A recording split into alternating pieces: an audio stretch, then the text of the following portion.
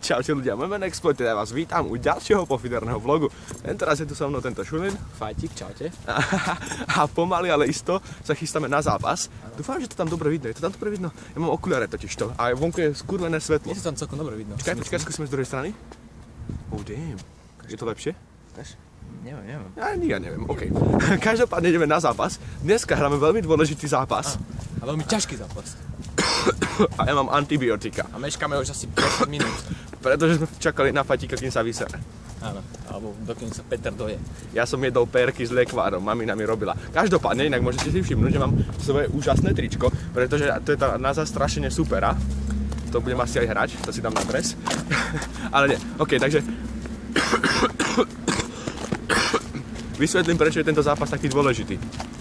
My momentálne obsadzujeme prvú priečku tabuľky, dámy a páni. To by do nás nikto nepovedal.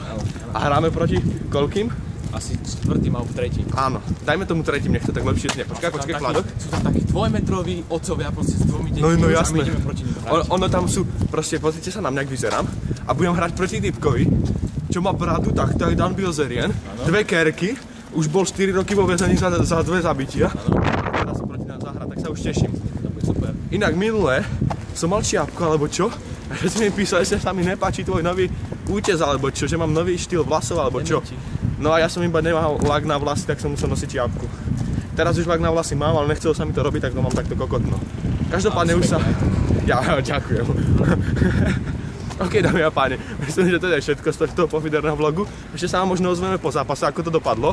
No. Pravdepodobne strelím hat-trick. Možno 5 golov.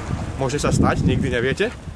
Fajtík si dá 6 vlastných a serus! Prehrali sme. 6-5. OK, takže už sa na nás ľudia pozerajú jak na kokotov.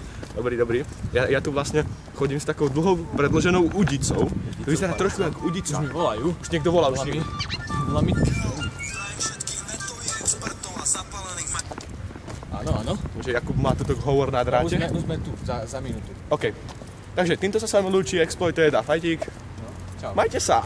Fantasticky!